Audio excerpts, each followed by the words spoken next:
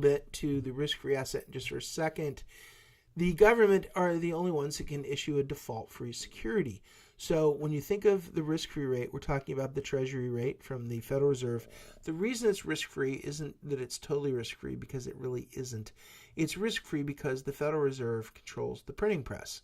So if you own the printing press, the chances of you defaulting are zero. All you have to do is print more money and hand it to them. The problem is, of course, and when you do that, is that the amount of money you print is going to start to create inflation. So you don't want to just willy-nilly create inflation or start printing money to pay your bills. So the government can issue securities, which it does. It issues bonds, T-bills, bonds, etc., as you know. And so they're all viewed as the risk-free asset. So a security is risk-free in real terms only if its price is indexed and a maturity is equal to the investor's holding period. So here's the thing about risk-free assets. If you have a 30-year bond and you have a 30-year time window, then you truly are risk-free. If you have a 1-year bond and a 30-year time period, you have reinvestment rate risk. So if you have an investment that is not timed to your portfolio, let's say I'm saving for a house, I'm going to buy a new house in 5 years and I want to save my money. Well, if you buy 1-year savings bonds and the interest rate, let's say 5% was enough to guarantee that you could buy whatever you're going to buy in 5 years, well, that 1-year rate can change. So it's not risk-free. There is risk. So if you need money at compound at 5% per year for 5 years to attain your goal, and you only buy a 1-year bond, the term of the bond, the amount of years in the bond, does not match the time that you need the money.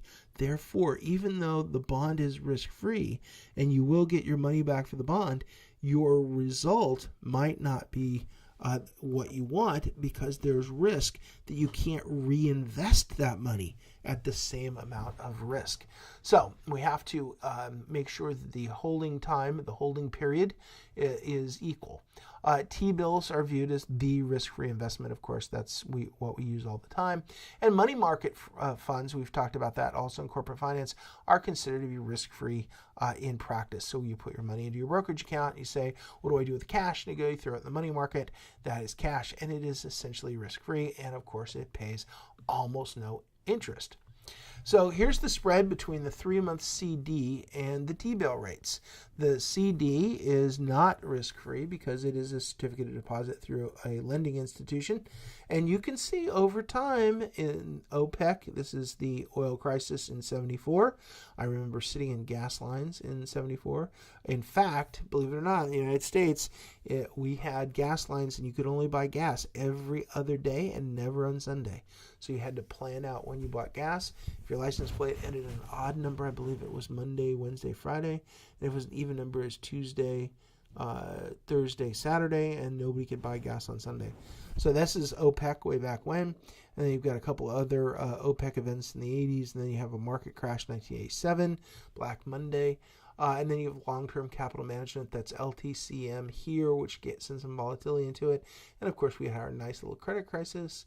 Not nice little credit crisis. Somebody's listening to this and lost their house. So I apologize for that. I don't want to make light of the credit crisis, the housing crisis. So you can see that the difference, and this is the difference between the 3-month CD and the T-bill rate. The T-bill rate is a risk-free rate.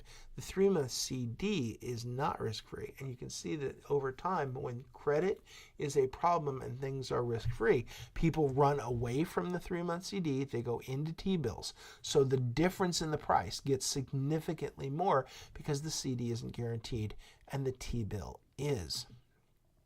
So when we look at our portfolios of one risky asset and a risk-free asset, we can create a portfolio by splitting the investment funds between safe and risky assets. Now, this is just a very simple example. If Y is the proportion to the risky assets, then the proportion for risk-free would be 1 minus Y. That makes sense. And then we look at the example here. We have a risk-free rate of 7%. We have a standard deviation on the risk-free rate of 0. Why is there a standard deviation? Because there's no volatility, because we know what the risk-free rate is. That's it. We have the expected return on the portfolio as being 15%. The expected standard deviation is 22%.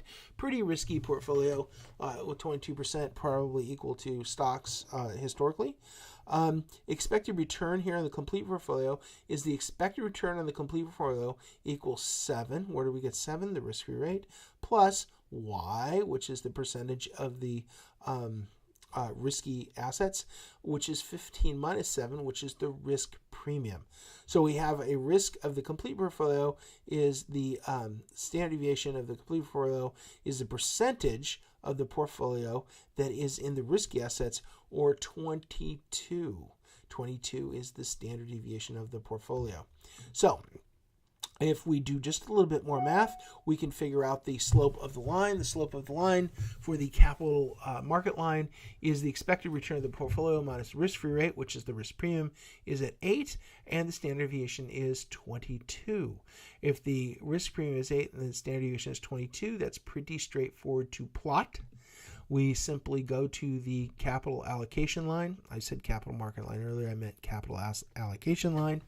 And so we plot our risk-free rate. Where's the risk-free rate standard deviation? It is 0. We start at 0, which is the y-axis. And we go up 7% to the risk-free rate, and that is where we start. And then we move on out to the 15% expected return for the portfolio of risky assets, and then we go out to 22% of volatility. So across the bottom is your volatility, and the y-axis is your expected return. So we have 2 points here, 2 points we can plot a line. So we have a plot here of the capital allocation line. Anywhere on that line is the essentially the equivalent capital allocation.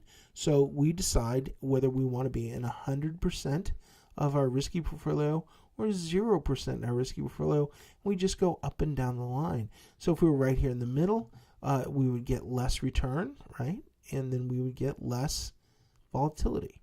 So anywhere on this line is our capital allocation line. That is our options for this portfolio. So when you think of the capital allocation line, it's a question of, do you want 100% into risk-free or 100% into risky, or somewhere in between? And once you have the rise over the run, 8 divided by 22, it's a very simple calculation to figure out where you are on the scenario. So we're going to do a little math on this as well to be able to plot this, but this is a pretty straightforward way to look at the capital allocation line.